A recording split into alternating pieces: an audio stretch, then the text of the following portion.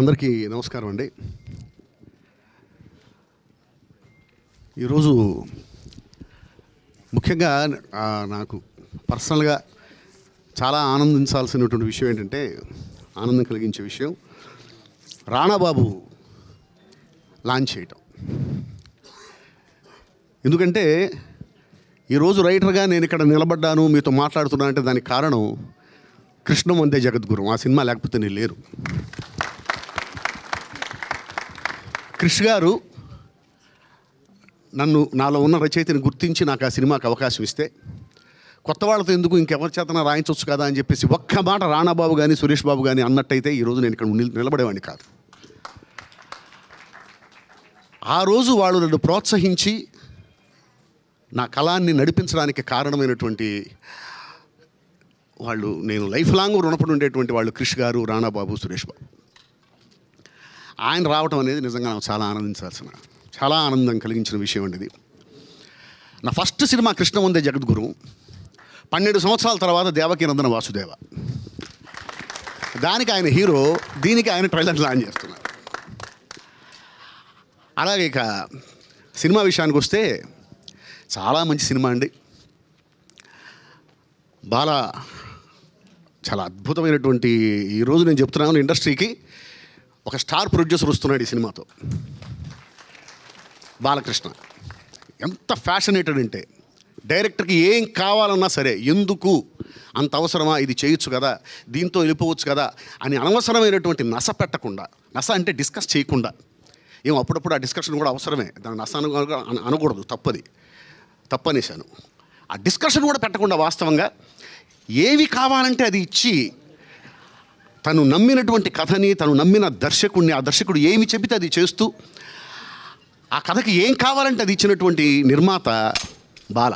First సినిమాకే ఇలా చేశాడు అంటే నిజంగా ఎంత గొప్ప నిర్మాత తను అవుతాడో మీరు ఊహించుకోవచ్చు.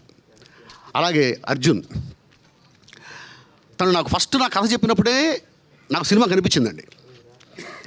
అంత అద్భుతంగా కథ చెప్పాడు, చాలా మంచి కథ. ఆ కథలో ఉండవలసినటువంటి కమర్షియల్ వాల్యూస్ అన్నీ ఉన్నాయి, ఎమోషన్ ఉంది, డివోషన్ ఉంది, ఎలివేషన్ ఉంది, అన్నీ ఉన్నాయి ఆ సినిమాకి. ప్రేక్షకుడు కథ నుంచి ఏం కోరుకుంటాడో అవన్నీ కూడా ఉన్నాయండి. సో దర్శకుడు చెప్పింది 100కి 100% స్క్రీన్ మీద కనిపించడం కోసం అని చెప్పి పేపర్ మీద ఏం చేయాలో అవన్నీ చేయడానికి నేను ప్రయత్నించాను. ఆ ప్రయత్నం సఫలమైందని అనుకుంటున్నారు. కారణం అంటే ఫస్ట్ హాఫ్ చూశానండి నేను. సినిమా చాలా బాగా వచ్చింది, అనుకున్న దానికంటే చాలా బాగా వచ్చింది ఫస్ట్ హాఫ్. సెకండ్ హాఫ్ ఇంకా చూడలేదు. సెకండ్ హాఫ్ కూడా ఖచ్చితంగా అద్భుతంగా వచ్చి ఉంటుందని నేను అనుకుంటున్నాను. కారణం ఏంటంటే ఫస్ట్ హాఫే అంత బాగా చేశాడు అంటే సహజంగా మనకు అర్థమవుతూ ఉంటుంది, అరే ఈ సీను ఇంకా బాగా చేయొచ్చే, ఒక్క దగ్గరికి వెళ్ళి ఆగాడేమోనే, ఇంకొంచెం కాస్త ఇంకొక రోజు టైం ఉంటే ఇంకా బాగుండేదా, పూర్తిగా రాలేదేమో అని అనిపిస్తూ ఉంటుంది మనకి. కానీ ఫస్ట్ హాఫ్లో నేను చూసినప్పుడు ఏ సన్నివేశం దగ్గర నాకు అలా అనిపించలేదండి. ప్రతి సీను కూడా చాలా కమిటెడ్గా తను ఏమనుకున్నాడో అది స్క్రీన్ మీద తీసుకొచ్చాడు. అంటే సెకండ్ హాఫ్ ఇంకా బాగా చేయడానికి అవకాశం ఉంది, ఆ కథలోనే ఉంది అవకాశం ఏమాత్రం దొరికినా కూడా అద్భుతంగా వినియోగించుకునే లక్షణం ఈ దర్శకుడికి ఉంది అనేది ఫస్ట్ హాఫ్లోనే నాకు అర్థమైంది.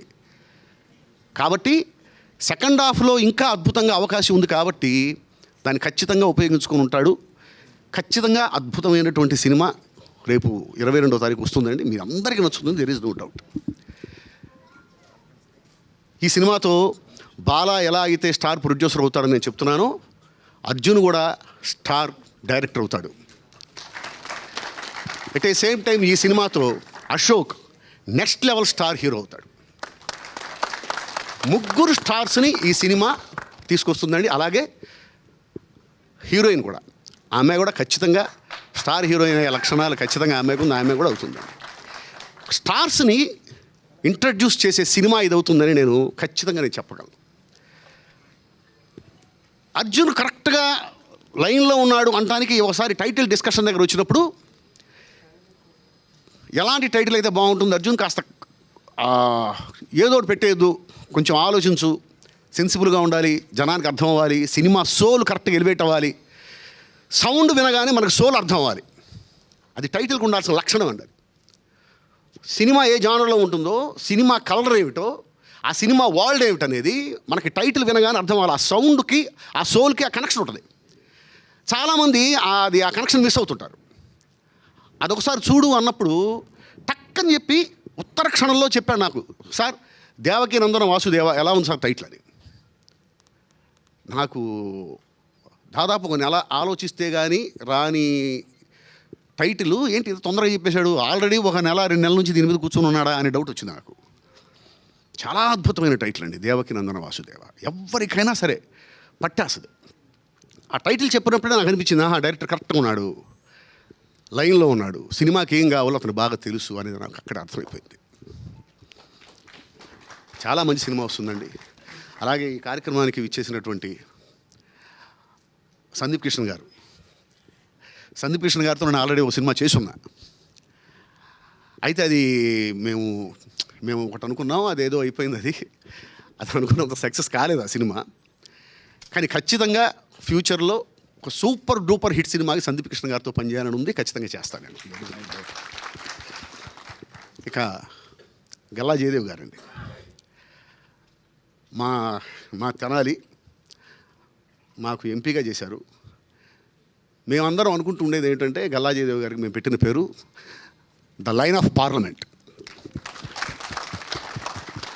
ఇప్పుడు ఎమ్మెల్యే కానివ్వండి, ఎమ్మెల్యే అసెంబ్లీలో కానివ్వండి, లేకపోతే ఎంపీ పార్లమెంట్లో కానివ్వండి, వాళ్ళు వెళ్ళినప్పుడు వాళ్ళు మాట్లాడుతున్నప్పుడు వాళ్ళ కాన్స్టిట్యున్సీకి సంబంధించినటువంటి వాళ్ళు టీవీ ముందు కూర్చొని చూస్తూ గర్వపడాలండి.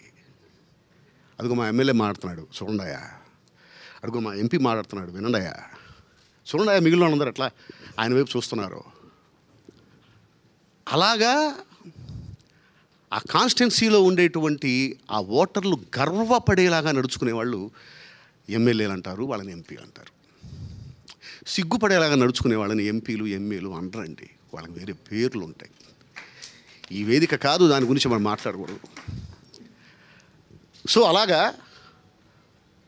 ఒక గుంటూరు అనేటువంటి పార్లమెంట్ కాన్స్టిట్యున్సీ మొత్తం, ఇంకా చెప్పాలంటే తెలుగు వాళ్ళు అందరూ, అదిగో మా తెలుగువాడు పార్లమెంట్లో మాట్లాడుతున్నాడు వినండి, స్టాండింగ్ ఓవేషన్లో వినండి అని చెప్పేలాగా ఆ స్థాయికి ఒక ఎంపీ అనేటువంటి ఆ మెంబర్ ఆఫ్ పార్లమెంట్ అనేటువంటి ఆ పదవికి గౌరవాన్ని తీసుకొచ్చిన వ్యక్తి మా ఎక్స్ ఎంపీ గారు గల్లా జయదేవ్ గారు.